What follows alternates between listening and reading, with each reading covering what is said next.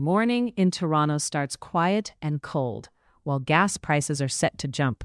The Middle East conflict is widening, and the Raptors are still trying to solve a familiar problem at home. Later in the brief, one Canada-focused story is raising hard questions about what AI companies should and shouldn't report to police.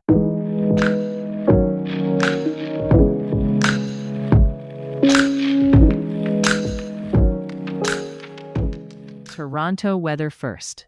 Expect a mix of sun and cloud today, with a high near 5 and a low near -3 degrees Celsius. No rain or snow expected. And a quick money on the street update before you head out.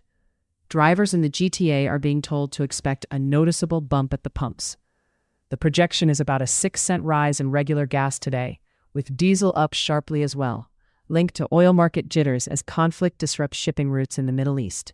The key practical point: if you're filling up anyway, today's timing could matter. Sports quickly. The Raptors dropped another one to the Knicks, 111-95, and that makes it 12 straight losses to New York. Toronto got 31 from Brandon Ingram and 20 from RJ Barrett, but the gap showed up in the details. The Knicks shot efficiently, dominated the boards, and their bench provided far more. If you're looking for the hinge in this matchup, it was second quarter control. Toronto couldn't string together stops long enough to turn the momentum. And in the broader hockey picture, the NHL trade deadline atmosphere is starting to sharpen. One team is telling you they're building for the long haul, the other is hunting for a short-term bump, and that contrast matters for the Leafs market because it shapes the price of help around the league. More on what to watch there as the week moves. Turning now to the main thread. Canada is pressing OpenAI for clearer answers after new reporting around the Tumbler Ridge mass shooting. And the issue is less about one company and more about a growing public expectation.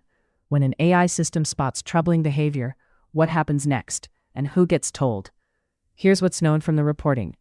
OpenAI says it found a second ChatGPT account linked to the shooter after her name became public.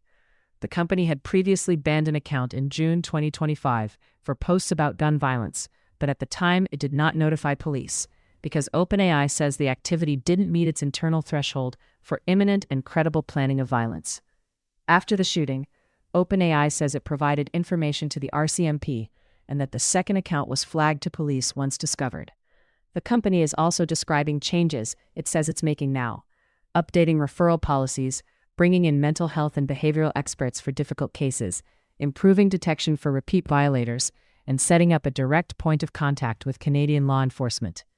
It also says it wants its systems to more consistently route users toward local mental health supports in certain situations. The risk here is that this becomes a moving target standard, one threshold before a tragedy and a different threshold after it. That may be understandable from a policy learning perspective, but it's exactly what governments tend to challenge, because it can leave the public unsure what protections exist in real time. And that's where Ottawa comes in. Canada's Artificial Intelligence Minister, Evan Solomon, says OpenAI's commitments so far lack enough implementation detail.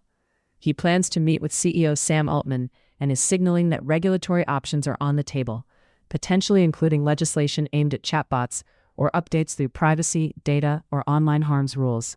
Here's the key point to hold on to. This isn't only a question of whether AI can detect threats. It's also about governance. Who decides what counts as credible danger, what gets escalated to police, what stays private, and how those decisions get audited.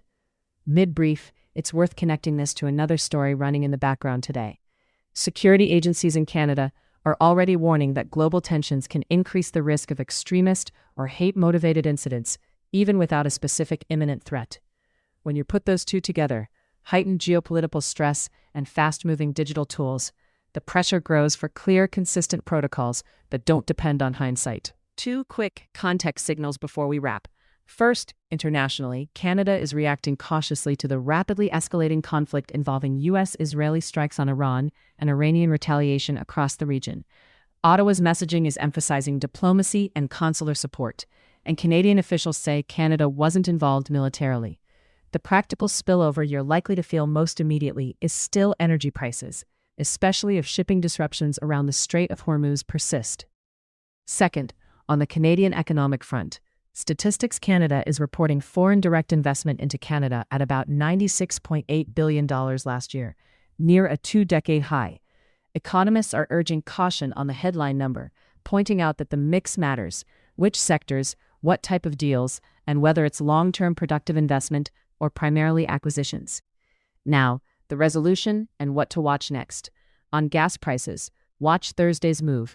Analysts are projecting another step up, though the exact size depends on what happens in oil markets over the next day. On the AI file, the next concrete marker is that ministerial meeting with OpenAI's leadership. The open question is whether Ottawa asks for enforceable standards, like defined reporting triggers, timelines, and third-party oversight, or whether it stays in the realm of voluntary commitments. And on the Raptors, the short list is rebounding and bench production, two areas that were decisive again last night, and hard to fix without either lineup changes or a real shift in pace and shot quality. That's your daily news bite for Wednesday, March 4th. Stay steady, and we'll come back to what changes and what doesn't.